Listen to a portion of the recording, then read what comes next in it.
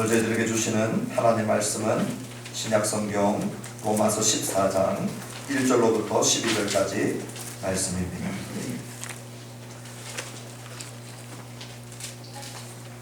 제가 가지고 있는 성경책 신약성경 258페이지입니다.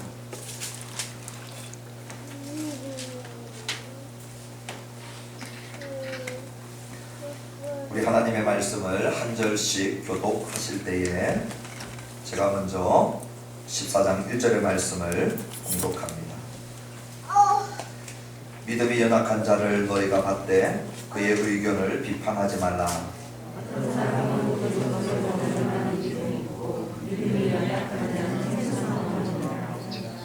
먹는 자는 먹지 않는 자를 업신여기지 말고 먹지 않는 자는 먹는 자를 비판하지 말라. 이는 하나님이 그를 받으셨습니다.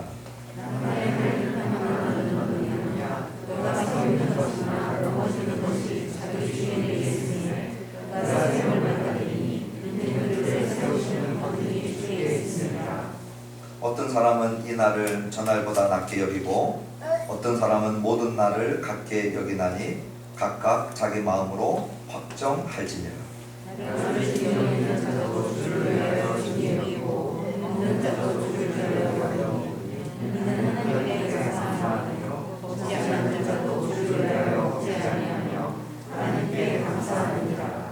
우리 중에 누구든지 자기를 위하여 사는 자가 없고 자기를 위하여 죽는 자도 없도다. 우리가 살아도 주를 위하여 살고 죽어도 주를 위하여 죽나니 그러므로 사나 죽나 우리가 주의 것이로다. 이를 위하여 그리스도께서 죽었다가 다시 살아나셨으니 곧 죽은 자와 산 자의 주가 되려 하심이라.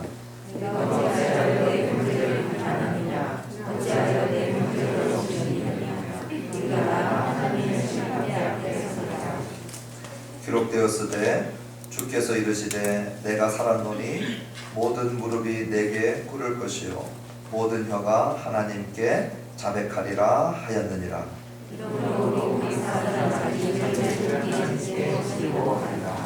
아멘.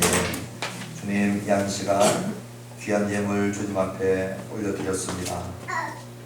간절히 기도하기는 인색함이나 억지로 하는 이가 없게 하시고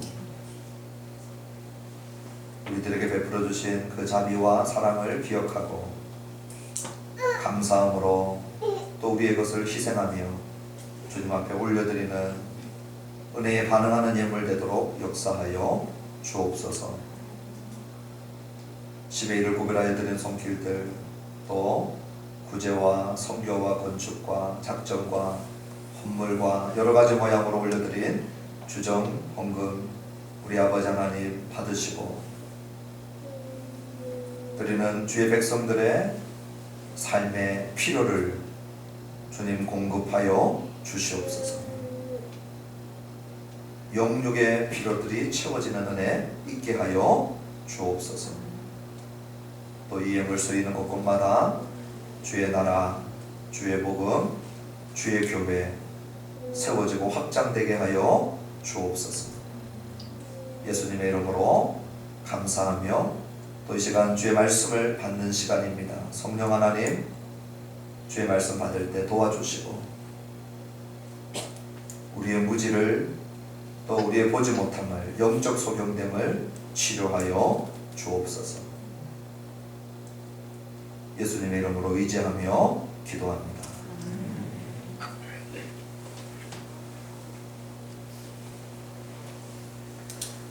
반갑습니다. 다시 한번 주일 예배 참석하신 성도님들 환영하고 특별히 코로나 바이러스로 예배로 나오는 길에 아마 많은 갈등들이 있지 않았겠나 추측을 해봅니다. 목사로서 예배를 어떤 형태로 계속 드릴 수 있을까 참 많은 고민을 하는 그러한 시기입니다. 그래서 우리 선배 목사님들에게도 묻기도 하고 또 우리 동기 목사님들하고 의견도 나누고 또 많은 부분들 속에 제가 성경 말씀에 비추어서 고민도 해보고 그러한 시점들 가운데 지금 아예 교회를 폐쇄하는 교회들이 꽤 많이 있기도 하고요. 또 폐쇄하지 않고 예배를 어떤 형태든지 이어가는 그런 분들도 있습니다. 그러다가 제일 많이 이번 주 중에 나누었던 그중에 제 마음속에 계속 남아있는 이 한 가지의 주제는 대한민국 개신교 역사상 주일 예배를 닫아본 적이 한 번도 없었는데 우리가 살아있는 동안에 주일 예배를 드리지 못하는 일이 올 줄 아무도 생각 못했다는 것입니다. 우리 일제치하에도요, 6.25 때도 주일 예배는 다 지키고 성례가 행해지고 세례를 받고 성찬식을 이어가는 일들이 그 어려운 우리 민족 역사 가운데에서도 진행되어져 왔는데 이제 어쩔 수 없이 교회를 폐쇄하고 오직 인터넷 예배만 드리는 목사님들이 무거운 마음으로 교회 문들을 이제 폐쇄하는 얘기들을 하면서 한결같이 했던 얘기들이 뭐냐, 우리가 그렇게 자주 평범하게 드렸던 일상의 예배, 우리 주일 예배가 이렇게 귀하게 될 줄, 그렇게 귀한 예배인 줄 그렇게 귀하게 생각하지 않고 그냥 언제라도 주일만 교회 오면 다 예배 드릴 수 있는 땅이 이 대한민국 땅인 줄 알고 지냈다는 것이죠. 우리 김동영 선교사님, 문도신학교 김동영 선교사님이 지금 대구에 계시는데 아마 미디어로 보셨겠지만 23일까지 초중고 다 연기했다고 합니다. 그리고 주인은 정말 이 교회들은 다 폐쇄하고 이 거리들도 지금 10일째 못 나가고 있는 거, 집안에만 있다라고 하는데요. 그러면서 우리가 평상시 드렸던 이 예배가 얼마나 소중한가, 제 가슴 속에 이번 한 주간 계속 울렸던 말씀입니다. 오늘 우리에게 이 예배드림이 얼마나 소중한 예배인가 하는 것을 우리 이 시기에 다시 한번 돌아볼 수 있는 그런 시기가 되면 좋겠습니다. 그러면 교회 문을 다 닫아야 됩니까? 교회 문 안 닫고 우리가 이렇게 교회 문을 열고 와서 예배드리는 우리는 교회 문 닫은 사람들보다 훨씬 믿음이 강한 자들입니까? 그렇지 않아요. 그러면 교회 문 닫은 사람들은 우리들을 막 비판합니까? 왜 당신들은 교회 문 안 닫고 이 전염성에 관한 이 시대에 또 전염의 이 원인 구실을 하려고 왜 교회 문을 안 닫느냐라고 우리를 비판하면 되겠습니까? 이 문제는 참 어려운 문제입니다. 이렇게 해도 저렇게 해도 가능한 문제고 이렇게 해도 저렇게 해도 맞는 문제. 이런 문제를 성경은 우리들에게 이 어려운 한 단어로 얘기하는 것이 있습니다. 우리 성경에는 나오지 않는데요. 우리 성도님들 기억 안 하셔도 됩니다. 이 아디아포라라고 하는 이 헬라 철학에서 나오는 헬라어인데, 이 아디아포라라고 하는 말은 뭐냐면 이래도 되고 저래도 되는 문제. 이거는 그렇게 중요하지 않은 문제. 성경이 명확하게 이렇게 하십시오 또는 성경이 명확하게 이렇게 하지 마십시오 라고 해놓지 않은 영역에 해당되는 문제, 그런 문제를 뭐라고 부르느냐, 이 아디아포라라고 부릅니다. 오늘 우리가 예배를 나와서 드릴 것이냐 말 것이냐 뿐만 아니라 우리 일상 가운데 이 아디아포라의 문제가 많습니다. 오늘 성도님들이 밖에 나가서 점심 식사를 할 때에 내가 칼국수를 먹을까 아니면 냉면을 먹을까, 이것은 우리 스스로 선택할 수 있는 자유의 영역입니다. 냉면을 먹어도 죄가 아니고 칼국수를 먹어도 죄가 아닌 것과 똑같아요. 제가 오늘 나오면서 이 색깔의 넥타이를 메고 나왔습니다. 반드시 이 색깔의 넥타이만 메고 나오지 않아도 된다는 걸 제가 알고 있어요. 이것은 이 아디아포라의 문제입니다. 우리 신앙생활 할 때에 이러한 영역들이 많이 있습니다. 그런데 어떤 교회 공동체가 좋은 교회 공동체냐, 누가 좋은 신자냐, 누가 성숙한 성도고 누가 성숙한 교회 공동체냐, 이 아디아포라의 문제를 잘 이해하고 다루는 그 성도와 그 공동체가 성숙하고 건강하고 좋은 성도요, 좋은 공동체입니다. 그런데 이 아디아포라의 문제에 대해서 잘못 이해하면 어떻게 되냐면 그 안에서 싸움이 일어나고 분열이 일어나고 그 안에서 깨어짐이 일어나고 시기와 질투와 다툼이 일어나고 손가락질과 비방과 뒤에서 헐뜯고 욕하고 이런 일들이 공동체 안에서 막 일어나기 시작하면 어떻게 되느냐, 공동체가 파괴되죠. 이런 문제는 우리의 고민만이 아니었고요. 종교개혁가였던 루터하고 칼빈에게 있어서도 이 문제들은 심각하게 다루어졌던 부분입니다. 우리가 알다시피 루터나 칼빈은 가톨릭에서 계속 주장해 오던 주장들이 성경하고 전혀 근거가 없는 내용들이 너무 많다는 걸 눈치를 챈 겁니다. 그들이 인문학자였거든요. 르네상스 시기에 이 인문학을 공부하고 원서를 공부하고 히브리어와 헬라어를 읽다가 보니까 가톨릭에서 가르쳤던 것들이 성경하고 아무 상관없는 것들이 너무 많았죠. 대표적인 것이 면죄부였습니다. 기타 등등의 문제들을 성경으로 해결해 나가던 그들이 성경에서 명백하게 얘기하는 것에 대해서는 양보가 없었어요. 그런데 예를 들면 이 음악 사용의 문제였습니다. 교회에서 어떤 음악을 사용할 것인가, 칼빈하고 루터가 다른 견해를 보였어요. 루터는 이 음악 사용의 문제를 이 아디아포라의 문제로 봤던 겁니다. 이렇게 해도 되고 저렇게 해도 되고. 그래서 루터는 작사도 하고 작곡도 하고, 우리 찬송가 가운데 루터의 노래도 있거든요. 많은 교회 음악을 발전시켰던 사람이 루터였어요. 거기에 비해서 교회 음악 가운데에서는 오직 시편만 불러야 된다. 이게 칼빈의 주장이었습니다. 그래서 칼빈의 영향력을 많이 받은 제네바나, 또 칼빈의 영향력을 많이 받은 이 화란 네덜란드 교회나 그런 교회 가보면 시편만 부릅니다. 그것도 악기 쓰면 안 돼요. 그래가지고 참칭을 합니다. 제가 네덜란드에 가봤어요. 까만 옷을 입고, 그리고 아주 엄숙한 분위기로 시편만을 노래 불러요. 그러니 이 아디아포라의 문제를 이해하는 것은 루터나 칼빈과 같은 이런 대가들도 이 부분들에 있어서 잘 결정을 해야 하는 그런 부분들인데요. 오늘 우리의 신앙생활 가운데서 이러한 부분들이 의외로 우리 안에 많이 들어와 있다는 것입니다. 이 부분들을 어떻게 우리가 이해하고 어떻게 말씀이 말씀하고 있는가 하는 것을 오늘 이 짧은 시간 이 말씀을 통하여서 우리가 배우고 가르침을 받고, 그래서 저와 여러분들이 성숙하고 건강한 신자로 또 우리 교회 공동체의 일원으로 살아갔으면 좋겠다는 것입니다. 먼저 이 말씀을 이해하기 위해서는 바울이 로마서 안에서 다루고 있는 큰 문맥을 우리가 계속 이해를 해야 됩니다. 아주 직역도록 우리가 듣는 것이죠. 오늘 이 14장은 바울에게 있어서 두 번째에 해당되는 12장부터 계속 이어져 나오고 있는 삶의 예배에 대한 문제를 다루는 영역입니다. 삶의 예배. 어떻게 우리가 교회에서 드리는 이 공예배 말고 우리의 삶의 예배를 잘 드릴 수 있을까? 그 맥락이 이어져 나가면서 이 13장, 14장 진행되고 있다는 것이죠. 그러므로 오늘 이 아디아포라의 영역을 다루는 것도 무엇과 관련된 것이냐면 오늘 나의 삶의 예배와 관련된 것입니다. 오늘 좋은 삶의 예배를 드리고 싶으신 분들은 이 부분들을 잘 배워야 한다는 것이죠. 또 하나 우리 12장부터 내려오는 이 문맥 가운데 오늘 14장과 제일 가까운 문맥은 몇 절에 있냐면 14장 바로 앞에 13장이 있습니다.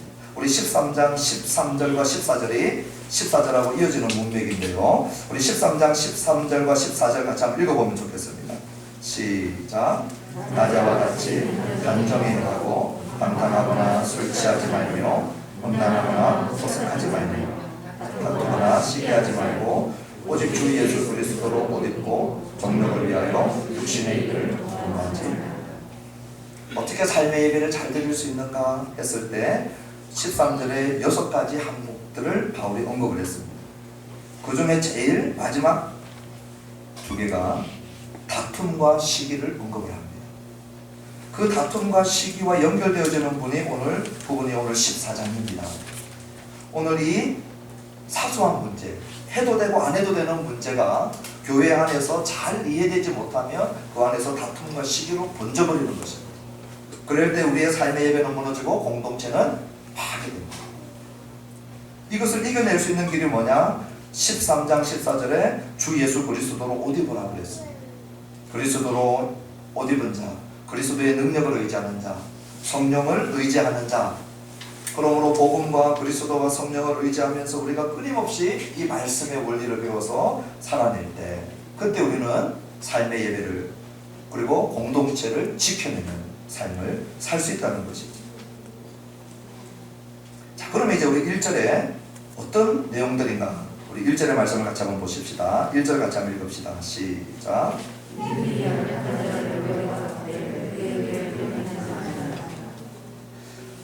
믿음이 연약한 자에 대한 이야기를 할 때는 믿음이 강한 자를 전제하고 있습니다.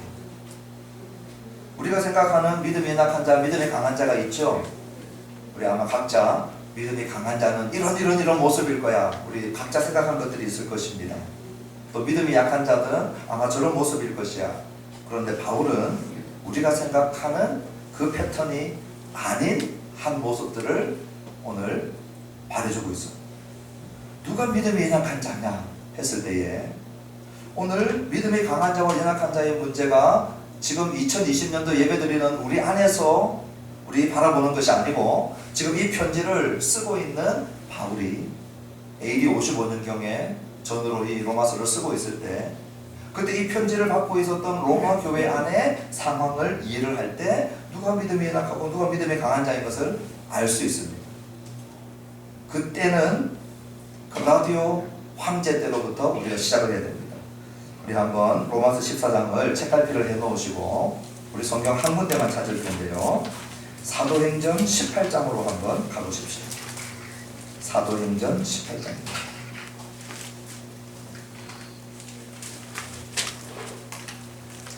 사도행전 18장 2절에 가면 로마 황제 한 명이 등장을 합니다. 그 황제가 우리 서양사에서는 클라우디우스라고 하는 황제죠. 성경은 클라우디오라고 우리 한글 의역을 해놓았습니다. 어떤 일이 있었는가? 사도행전 18장 2절을 통해서 우리가 알 수 있습니다. 같이 한번 읽어봅시다. 시작. 아굴라라 하는 본도에서 난 유대인 한 사람을 만나니 클라우디오가 모든 유대인을 명하여 로마에서 떠나라는 거로 그가 그 안에 브리스길라와 함께 이달리아로부터 새로 온지라 바울이 그들에게 강해. 아주 중요한 역사적 사실을 알려주는데 2절에 뭐라고 하고 있냐면은 클라우디오가 그랬죠. 클라우디우스 황제입니다. AD 41년부터 54년까지 로마를 통치했던 황제입니다. 그 황제가 AD 49년경에 유대인들이 계속해서 소란을 일으키니까 이 문제를 해결하려고 유대인들을 로마에서 추방시켰습니다. 지금 우리가 이 코로나 바이러스 때문에 지금 못 가는 나라들이 많죠. 입국이 거절돼요. 문제가 생기면 거절하고 추방하듯이 지금 내란이 일어나고 있는 문제가 유대인의 이 문제라고 생각을 하고 클라우디우스 황제가 유대인들을 로마로부터 추방시켰습니다. 그것이 AD 49년인데 AD 54년에 이 클라우디오 황제가 죽습니다. 클라우디우스가 죽어요. 그리고 네로가 55년부터 통치를 하면서 떠났던 유대인들을 다시 돌아오게 합니다. 그러니까 로마 교회의 원래 개척했던 개척 멤버는 유대인들이었어요. 그런데 이 유대인들이 이 칙령에 의해서 다 쫓겨날 것입니다. 그러면은 로마인들, 이방인들 중심으로 로마 교회가 예배드리고 섬겨 나가고 있다가 이제 네로가 황제가 되면서 유대인들 돌아와도 좋대서 돌아왔어요. 그리고 난 다음에 돌아와 보니까 이제 이방인들하고 유대인들이 함께 섞여서 예배드려야 되는 이 문제가 지금 로마 교회의 문제였습니다. 우리도 늘 식후에 예배 후에 식사를 하는데요. 지금 코로나 바이러스 때문에 당분간 중단시켜놨는데 한번 생각해 보십시오. 유대인들이 주방을 맡았을 때 유대인들의 메뉴는 이 코셔라고 하는 메뉴가 있어요. 굽이 갈라진 거, 대sek임질하는 거, 피도 어떠한 방향으로 피를 뽑아낸 거, 그것만 먹어요. 그냥 먹을 음식, 못 먹는 음식, 이 해산물도 마찬가지고요, 육류도 마찬가지고 레위기와 토라에 나와 있는 그런 음식들만 쭉 준비돼서 나올 거예요. 근데 그들이 이제 쫓겨나고 난 다음에 이방인들이 주방을 맡았다는 거예요. 이방인들 주방을 맡았다말자 삼겹살이 나오고 유대인들이 먹기에 거북스러운 것들이 나오기 시작합니다. 그러니까 무슨 문제가 생기겠어요? 주방에서 이미 안에 문제가 생기기 시작합니다. 왜 이 메뉴를 정하냐는 거예요. 먹을 수 있는 사람하고 못 먹는 사람이 나오기 시작한 거예요. 그것이 오늘 2절 3절의 문제고요. 그 다음에 유대인들은 절기를 자꾸 지켜나갑니다. 구약에 나와 있는 중요한 절기들, 그 다음에 구약이 끝나고 난 다음에 유대인들의 민족사 가운데 있었던 절기들, 하누카와 같은 12월 25일, 우리는 크리스마스로 지내지만 유대인들은 성전을 회복한, 그 성전을 정결하게 한 날, AD 164년에 성전 회복절, 이런 것들을 막 지켰단 말이죠. 이렇게 절기들을 지키는 걸 중요하게 여기는 유대인들 성도들과 그런 절기가 자기하고 아무 상관이 없는 로마인들 이방인들하고 이 절기 지키는 문제들 때문에 지키는 자들은 왜 안 지키느냐 그러고 안 지키는 자들은 우리가 보고만 해서 이런 게 왜 필요하냐 그러고 그 안에서 무슨 문제가 생겨요? 꽝 하고 부딪히는 충돌의 문제가 생기는 거예요. 이때 바울이 볼 때에는 모든 음식을 다 먹을 수 있는 자들이 강한 자들이었어요. 절기와 날짜에 묶이지 않는 자들이 강한 자들이었어요. 그러므로 강한 자 약한 자는 유대인과 이방인으로 이렇게 나눌 수 없고요. 유대인 가운데서도 복음을 깊이 이해하고 유대인 가운데서도 예수 그리스도의 공로와 예수 그리스도의 성취와 예수 그리스도의 구속의 사건이 완성되어지고 믿음으로 말미암아 그 완성된 모든 공로와 업적 그리스도의 의가 우리 신자들의 의가 되었다는 것을 알고 누리는 그들은 강한 자들이었어요. 그래서 음식도 자유롭게 먹고 절기에 대해서도 묶이지 않는 자유함이 있었단 말이죠. 그런데 반대로 여기에 자유롭지 못한 자들이 오늘 바울이 얘기하는 약한 자들입니다. 그러니 민족적으로 이분법적으로 나누지는 못하겠지만 주로 유대인들이 이 약한 자의 계열에 많이 있었을 겁니다. 못 먹는 것도 많고 절기도 지켜야 되고. 그때 바울이 1절에 너희는 믿음이 강한 자겠죠? 믿음이 강한 자가 믿음이 약한 자를 어떻게 하라는 것입니까? 받아라는 것입니다. 받아라. 그리고 그의 의견을 비판하지 마라. 비판하지 마라. 연약한 자들이 얘기하는 것들을 비판하지 말라는 거예요. 여기 비판하지 말라고 하는 것은 3절과 10절에 나오는 비판하지 말라와 다른 헬라어를 썼는데요. 이 1절에 나와 있는 비판하지 말라고 하는 이 말은 논쟁으로 끌고 들어가지 말라는 거예요. 믿음이 연약한 자들이 얘기하는 것들을 가지고 꼬리에 꼬리를 물고 논쟁으로 끌고 들어가지 말라는 거예요. 그 대신에 뭐 하라는 것입니까? 받아주라는 거예요. 받아주라. 그 받아줌의 근거가 3절에 나와 있는데요. 3절 끝에 보면 이렇게 얘기합니다. 하나님이 그를 받으셨습니다. 하나님이 그를 받으셨습니다라고 하는 이 단어와 1절에 나와 있는 받대라고 하는 이 단어는 똑같은 프로스람바노라고 하는 똑같은 헬라어입니다. 그러니 눈치를 챌 수 있죠. 믿음이 강한 자가 믿음이 연약한 자를 받는 근거가 뭐냐? 믿음이 연약한 그를 우리 하나님이 뭐 했다는 거예요? 받으셨다는 거예요. 하나님이 받으셨는데 네가 누구 건데 안 받냐는 거예요. 그것이 이 1절에서 말씀해주고 있는 내용입니다. 우리가 2절 3절 같이 한번 읽어보십시다. 시작. 어떤 사람은 모든 것을 먹을 만한 믿음이 있고 믿음이 약한 자는 채소만 먹느니라. 먹는 자는 먹지 않는 자를 없이 여기지 말고 먹지 않는 자는 먹는 자를 비판하지 말라. 이날 하나님이 그를 받으셨습니다. 이제 먹는 문제가 본격적으로 대두되어졌죠. 그러니 먹을 만한 믿음이 있는 자 2절에 이들이 누구냐면 믿음이 강한 자들이었어요. 복음을 누리고 그리스도의 의로 충분함을 알고 있었던 자들이죠. 그런데 그렇게 하지 못했던 자를 2절에 바울이 뭐라고 하고 있냐면 믿음이 연약한 자 그랬습니다. 우리가 생각할 때는 반대일 것 같죠. 야, 저 사람 절기 다 지키고 저 사람 먹는 것 기가 막히게 절제하고 채소만 먹고 여기 채소만 먹는 이 내용은 오늘 우리가 얘기하는 채식주의자나 다이어트가 아니고요. 지금으로부터 2000년 전에 1세기의 고기들은 우리처럼 지금 고기를 잡는 곳이 정해져 있고 정부가 관리하고 식육점에 가서 살 수 있는 것이 아니고 주로 신전에서 나왔어요. 신전. 이방인들의 그들의 제단에서 나왔던 거예요. 제사 지내고 난 다음에 제사 드렸던 그 제물을 유통했거든요. 그러니까 유대인 신자들이 이걸 못 먹는 거예요. 유대인들이 이 고기들을 먹으려고 하니까 막 괴로워서 미쳤던 거예요. 정결법에 다 저촉되고 그리고 이 이방인 이 귀신들에게 이방 신전에 드려졌던 것들을 유대인들은 못 먹겠다. 그러니까 뭐 하는 거예요? 채소를 먹는다 얘기한 거예요. 그들을 바울은 연약한 자라고 연약한 자. 3절에 보면요. 먹는 자는 강한 자죠. 먹지 않는 자 약한 자죠. 얼마든지 업신여길 수 있죠. 강한 자는 무시할 수 있어요. 약한 자를. 그렇죠? 그런데 바울이 그렇게 하지 말라는 것입니다. 너 다 먹을 수 있지. 너 복음만의 자유함을 누리지 못 누리는 우리 신자들을, 내 형제 자매들을 없이 여기지 마. 반대로 먹지 않는 자, 지금 믿음이 연약한 자들입니다.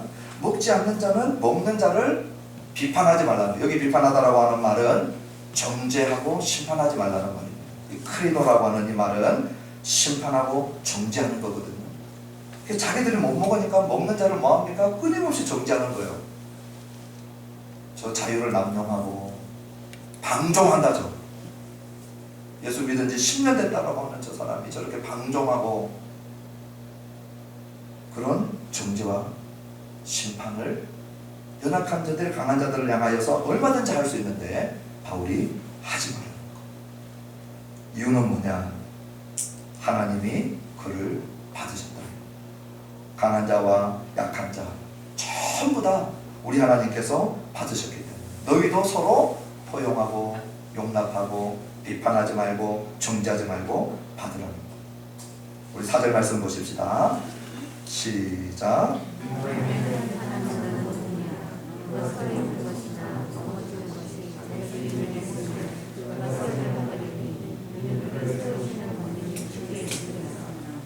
왜 우리가 업신여기지 말아야 되고 무시하지 말아야 되고 정죄하지 말아야 되고 심판하지 말아야 되느냐? 바울이 두 번째 얘기를 합니다. 첫 번째는 하나님이 그를 받으셨기 때문이죠. 두 번째는 오늘 4절에 나와 있습니다. 뭐라고 합니까? 남의 하인은 네가 비판할 것이 아니라는 거. 다시 얘기하면 주인이 하인을 판단하고 비판하는 일을 해야 되는데 남의 하인을 너는 누군 건데 네가 비판하느냐 하는 것입니다. 그러므로 이 말씀을 좀 확대 적용시키면 남은 우리 하나님이 되고요, 하인은 우리 다른 형제 자매들이 됩니다. 우리 하나님께서 그들의 주인 되시는 것이지 내가 우리 형제 자매들의 주인 되는 것은 아니라는 거예요. 이것은 마치 LG 회사의 과장이 삼성 회사의 대리를 막 비판하는 것만큼이나 이상하고 격에 맞지 않는 일이라는 거예요. 사절 끝에 보면은요 이렇게 말씀하고 계시죠. 오늘 믿음이 강한 자가 믿음이 약한 자를 볼 때 쟤는 왜 저렇게 믿음이 약해가지고 하찮은 일에도 걸려 넘어져서 시험 들고 힘들어하고 신앙생활을 왜 저렇게 어렵게 하느냐. 보십시오. 주인이 그를 세우는 권능이 있다. 다시 얘기하면 오늘 믿음이 강한 자가 믿음이 약한 자들을 보면서 답답해하고 한심스럽게 여기고 그런 마음이 들 때 무시하고 업신여기게 되는데 그것이 얼마나 큰 잘못이냐. 4절에서 두 가지를 얘기했어요. 네가 주인 아니야. 하나님이 주인이셔. 두 번째는 하나님이 네가 생각하면 저렇게 약해 빠지고 연약한 네 형제 자매 네 그 지체들을 우리 하나님께서 세우셔.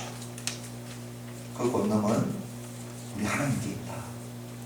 그러니 너는 비판하지 말라고 말씀하고 있는 것입니다.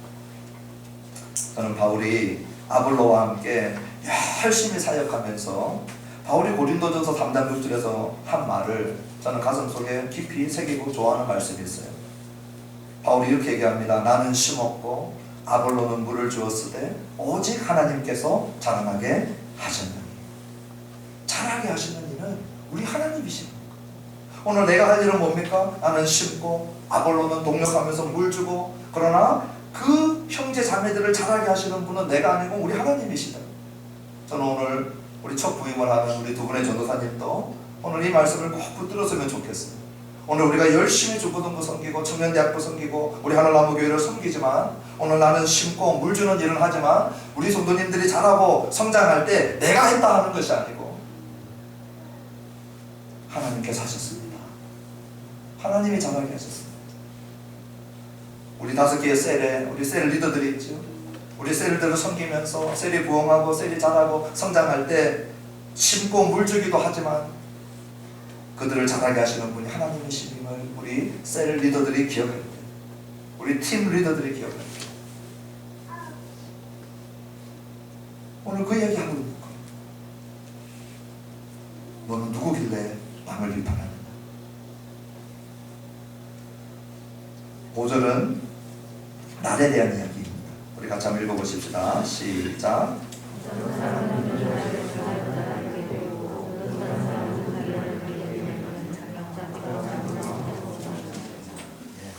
유대인들이 이날 저날 꼬박꼬박 지켜가면서 우리 예수님이 의식법과 제사법을 다 성취하셨는데, 우리 예수님이 성전이 되시고 성전에 있는 모든 제사와 절기들을 다 성취하셨는데 아직도 유대인들은 찝찝한 거예요, 안 지키기가. 그래서 유월절도 지켜보고 초막절도 지켜보고 예수도 믿고 절기도 지키고, 우리도 기독교인들, 우리 한국의 기독교인들은 예수님도 믿고 추석도 즐기고 예수님도 믿고 구정도 즐기고, 그렇죠? 우리가 구정 즐길 때 정죄 받습니까? 우리가 추석 즐길 때 정죄 받습니까? 정죄 받지 않아요. 아디아포라의 영역이에요. 유대인들이 자유롭지 못한 거예요. 자기들 이 절기와 명절에 자유롭지 못한 거예요. 그런데 어떤 이들은 모든 날을 다 같게 여기는 거예요. 모든 날이 주님의 날이다. 이 강한 자들이죠. 그 강한 자들이 있고 약한 자들이 있는데, 오늘 바울은 각각 자기 마음으로 확정하라 이렇게 5절에서 얘기합니다. 중심은 자기 자신을 돌아보고 자기 스스로, 로마서 12장 2절에 새로워진 마음으로, 하나님의 모든 자비하심으로 오늘 우리가 새로워진 우리의 마음을 가지고 어떻게 돼요? 남의 일에 업신여기거나 비판하지 말고 자기 마음으로 확정하는데 그 기준이 있습니다. 그 기준이 6절로부터 8절입니다. 우리 같이 한번 읽어봅시다. 시작. 나를 중히 여기는 자도 주를 위하여 중히 여기고 먹는 자도 주를 위하여 먹으니 이는 하나님께 감사하며, 먹지 않는 자도 주를 위하여 먹지 아니하며 하나님께 감사하니라. 우리 중에 누구든지 자기를 위하여 사는 자가 없고 자기를 위하여 죽는 자도 없도다. 우리가 살아도 주를 위하여 살고 죽어도 주를 위하여 죽나니 그러므로 사나 죽으나 우리가 주의 것이로다. 계속해서 반복되어서 나오는 단어가 있습니다. 6절, 7절, 8절에 그것이 뭐냐? 주를 위하여, 주를 위하여, 주를 위하여. 오늘 자기 마음을 확정하고 어떤 날을 지키든지 무엇을 먹든지, 사람들이 볼 때는 이렇게도 평가하고 저렇게도 평가하지만 자기 마음속에 확정하면서 살피면서 집중해야 될 것이 뭐냐? 왜 그렇게 행동하는지 그 마음의 동기가 뭐냐는 거예요. 오늘 바울은 그것이 주를 위함인가? 그 반대 자리에 뭐가 있냐면요, 자기를 위하여, 자기를 위하여, 자기를 위하여가 있어요. 겉으로 볼 때는 사람들이 경건하다라고 하는데 그 중심에 그 경건의 이유가 자기를 위하여. 열심히 구제하고 섬기고 봉사하는데 그 중심에 자기를 위하여, 자기 이기적이고 자기 중심적인 그 마음으로 꽉 차 있을 때, 오늘 바울이 얘기하는 성숙하고 건강한 모습이 아니라는 것. 오늘 우리가 집중적으로 살펴야 될 대상은 이 아디아포라의 영역에 있어서 사소한 문제, 해도 되고 안 해도 되는 문제에 있어서 남에 대해서 비판하고 업신여기는 것이 아니고, 끊임없이 이 영역을 살아낼 때 내 마음속의 중심이 무엇이냐? 주님을 위하여서냐? 아니냐? 이거예요. 다 가능해요. 다 가능한데 둘 다 가능한 중심이 뭐냐? 내가 주님을 위하여서 먹느냐? 주님을 위하여서 먹지 않느냐? 이것이라는 거예요. 저는 이 6절, 7절, 8절에 주를 위하여 이 말씀은요, 신자와 불신자의 리트머스 용지와 같은 이 역할을 한다고 믿어요. 거듭난 신자, 오늘 자격 없는 우리를 구원하신 그 은혜가 무엇인지 아는 중생한 신자는요, 다른 것 때문에 치열하게 다투기도 하고 갈등하기도 하다가도 주님을 위함이다라고 하는 것이 분명할 때 모든 것을 내려놓을 수 있어요. 신자의 중심 안에 그 DNA가 있어요. 주님이 나를 위하여 어떻게 하셨다는 것을 알기 때문에 이것이 주님을 위한 일이라면 내려놓을 수 있는 자가 신자들이에요. 그런데 거듭나지 않은 심령, 중생하지 않은 심령은요, 끝까지 자기를 위하여 붙들고 늘어집니다. 오늘 9절이 그것을 얘기합니다. 우리 9절 한번 읽어보십시다. 시작. 이를 위하여 그리스도께서 죽었다가 다시 살아나셨으니 곧 죽은 자와 산 자의 주가 되려 하시니라. 8절 끝에 보면은 사나 죽으나 우리가 주의 것이다.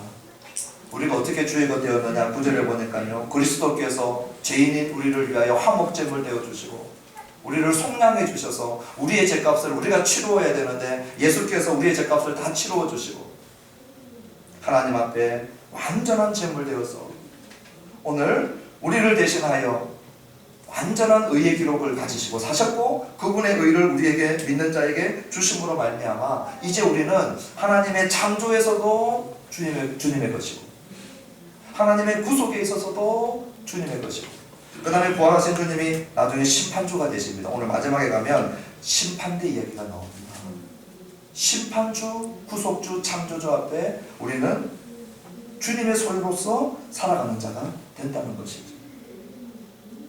그러므로 주를 위하여 이 말이 나오면 어떻게 됩니까? 모든 다툼을 거치는 거예요. 주를 위하여 이 말 앞에 모든 것을 내려놓는데 바울이 오늘 10절에 또 하나의 이야기를 하고 있습니다. 형제에 대한 이야기입니다. 우리 10절 한번 읽어보십시다. 시작.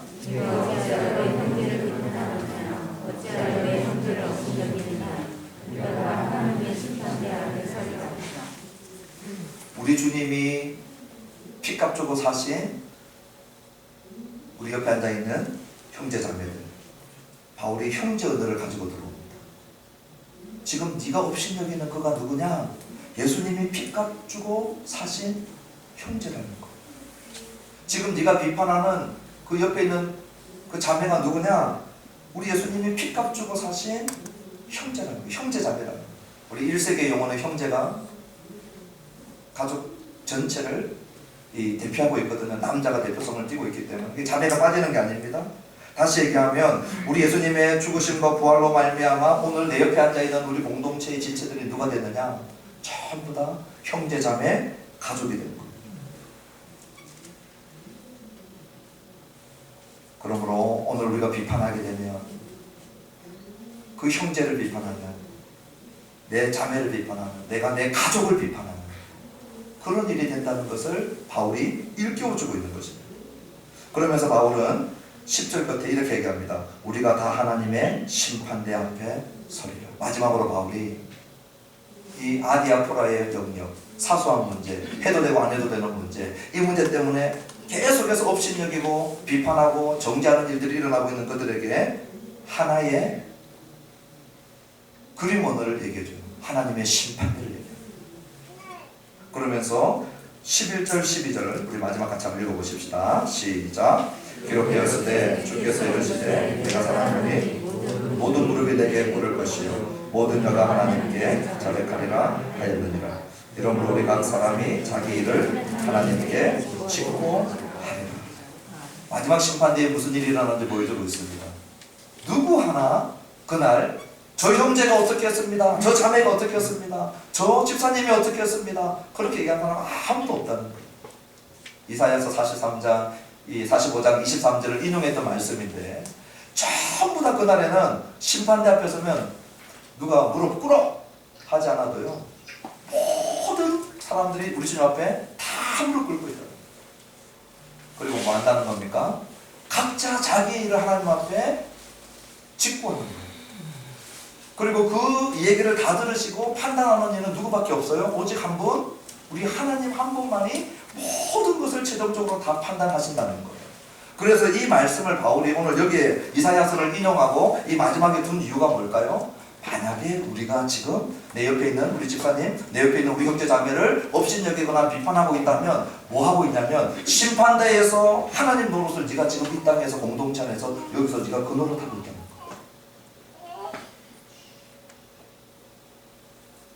그러므로 업신여기지 말고 그러므로 정죄하거나 심판하지 말라는 거예요. 오직 자기 일을 하나님 앞에 짓고 해야 될 것을 생각해 볼 때 자기의 영역을 돌아봐야 합니다. 이 부분은 분명합니다. 성경이 얘기하고 있는 하라와 하지 마라의 문제는 교회의 리더십이 권면하고 권고하고 때로는 강하게 명령하고 요청할 때도 있어요. 지금 오늘 본문은 그 얘기가 아닙니다. 해도 되고 안 해도 되는 이 아디아포라의 문제, 이 문제에 있어서는 자기 자신을 하나님 앞에서 성찰하고 돌아보는 일이 가장 중요합니다. 이 아디아포라의 문제는 우리 형제자매들에 대해서는 관용과 관대함과 용납과 이해와 존중과 배려를 우리의 중심에 두고 살아가라고 말씀하고 있는 것입니다. 이 말씀을 마치면서 전재호 목사님이 쓴 글 큐티하면서 제가 읽었던 글인데요. 오래전에 읽었던 글인데 오늘 말씀 보면서 우리가 얼마나 주님을 위해서 살거나 공동체를 위해서 살지 못하고 지독하게 자기중심적인가 하는 것들을 잘 보여준 한 글이 있습니다. 제가 한번 읽어볼게요. 정작 자기 모습은 보지 못하면서 끊임없이 자기중심적으로 남을 판단하는 사람들, 그들은 남이 하면 문제고 내가 하면 괜찮다고 여긴다. 남이 침묵하면 생각이 없는 사람이고 내가 침묵하면 생각이 깊은 것이다.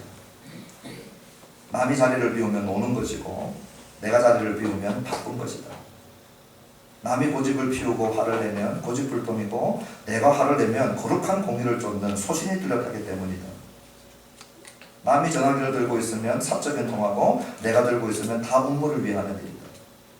교회 안에서도 이런 일은 비일비재하다. 남이 눈물로 기도하면 참 유별나다고 하고 내가 눈물로 기도하면 간절한 기도라고 말합니다. 남이 주시옵소서 하면 기복신앙이라고 하고 내가 하면 믿음이라고 합니다.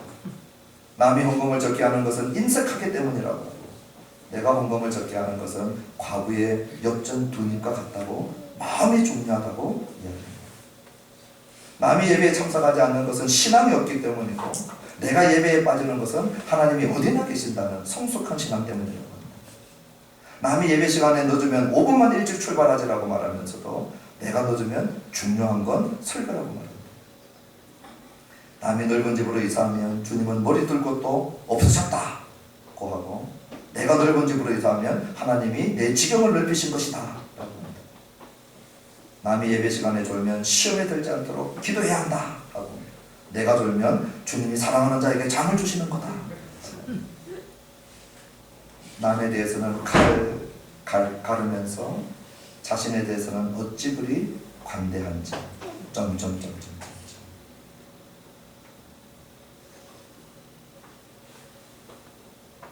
오늘 삶의 예배의 언어는 거창한 그리고 모든 형식에 갖추어져 있는 그 예배에서 끝나는 것이 아니고 오늘 우리의 먹고 마심에 오늘 우리의 지극히 작은 하루의 삶 속에 오늘 우리 공동체 안에서 늘 만나고 늘 내 옆에 앉아있는 그를 어떻게 내가 대하는가가 예배라고 하는 사실을 잊지 않게 되기를 주님의 이름으로 축원합니다. 그래서 이제 우리가 잘 분별해야 될 것이 있는데 이것이 규범적인가? 다시 말하면 성경이 하지 마라 명백하게 얘기한 것, 하라 명백하게 얘기한 것인가? 예를 들면 십계명 같은 겁니다. 명백한 문제는 타협이 없어야 돼요.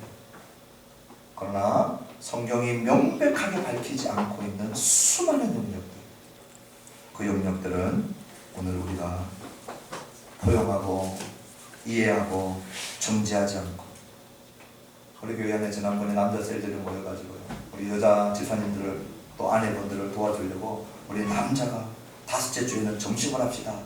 그런데 그 대화가 끝이 없었어요. 왜 끝이 없었는지 아십니까? 메뉴를 뭘로 할 것인가. 어떤 분들은 국을 준비하고 꽤 차려야 된다 이 중심을 가지고, 근데 어떤 분들은 요즘에 못 먹고 사는 사람이 있냐, 그냥 간단하게 하자. 그래서 치열한 공방이 진행됐어요. 나중에 우리가 조를 그렇게 짰어요. 간단하게 하시는 분 한 조, 그리고 많이 준비하고 싶은 분 한 조. 예. 이거 아디아포라의 문제예요. 어떻게 해도 제가 아니에요. 왜 우리 셀 그룹이라고 이름을 붙였냐, 구역이라고 안 하고. 우리 옛날 신앙생활 하시는 분들은 구역이 좋거든요. 뭐 G12 이런 걸로 좀 세련되게 안 짓고 셀로 하든 속으로 하든 목장으로 하든 구역으로 하든 아디아포라의 문제. 우리 이제 좀 이따 성찬 할 텐데요. 성찬식 떡을 어떻게 내는지 아십니까? 저는 어렸을 때 카스테라만 먹었어요. 성찬식. 성찬식은 우리 예수님도 카스테라 드신 줄 알았어요. 근데 제가 그 유대인 교수님을 만났을 때, 우리 구약 교수가 영국에 있을 때 유대인 교수님이었는데요. 한번 이 6월절 성찬 예식을 유대식으로 한번 해줬는데요. 이 마짜라고 하는 우리나라의 딱딱한 네모난 크래커 같은 걸 갖고 있더라고요. 예수님 이거 드셨다는 거예요. 그래서 제가 충격을 받았어요. 카스테를 드셨을 텐데. 지금 우리는 빠른 전병 돌리죠. 떡을 할 때. 영국은 효소 다 뺀 정말 맛없는 식빵때거든요. 이거는 아디아포라의 문제예요. 그 재료를 뭘 쓰느냐? 포도주로 할 것이냐, 포도주스로 할 것이냐, 모방전도 할 것이냐, 축구전도 할 것이냐, 관계전도 할 것이냐. 뭐예요? 아디아포라의 문제. 어떤 전도가 더 효율적이냐? 그거 우리가 고민할 수 있지만 주님을 생각하고 주님을 위하는 마음으로 성찬에 참여하고 전도하고 음식을 준비하고 소그룹에 모이고 그럴 때 형태들은 서로 용납하고 서로 배려하고 서로 존중하는 거죠. 찬송가만 불러야 되느냐? 저는 어렸을 때 찬송가만 불러야 되는 교회에서 자랐어요. 제가 고신척에서 자랐다가 합동척에서 자랐거든요. 이런 기타 드럼 못 놓았습니다. 고신척 교회에서는 피아노만 치게 했어요. CCM, 우리 젊은 친구들은 CCM이 훨씬 더 컨템포러리 크리스천 뮤직이 훨씬 더 가까워요. 그 안에 좋은 가사들이 얼마나 많은지 몰라요. 그러니 우리 어르신들은 우리 젊은이들이 좀 CCM 부르는 것들을 관용하고 받아들이고, 또 우리 젊은이들은 우리 어른들이 찬송가 좋아하는 거 충분히 이해하고, 그렇게 될 때 공동체가 잘 세워져가는 거. 오늘 우리가 기억해야 됩니다. 그냥 내 인격으로 이를 악물고 포용하는 것이 아니라 우리 주님이 저 형제 자매, 저 집사님, 내 지체들을 우리 주님이 받으셨다는 걸 우리 꼭 기억합시다. 그리고 내가 주인이 아니고 우리 주님이 저들의 주인이심을 기억합시다. 내가 다 컨트롤하려고 하지 마. 그리고 마지막 날에 모든 것을 우리 각자가 알아야 된다는 것을 기억하고 우리 하나님이 최종 심판자인 것을 기억해야 돼요. 오늘 우리가 자기 자신을 성찰하고 나아가게 될 것입니다. 저는 이때 복음이 얼마나 우리를 도와주는지 몰라요. 신앙생활을 끊임없이 율법주의적으로 하는 사람들은 끊임없이 업신여기거나 끊임없이 비판하게 됩니다. 오늘 자신의 신앙생활을 한번 돌아보셔야 돼요. 오늘 내 신앙생활이, 내 형제 자매의 신앙생활을 바라볼 때마다 저렇게 밖에 못해?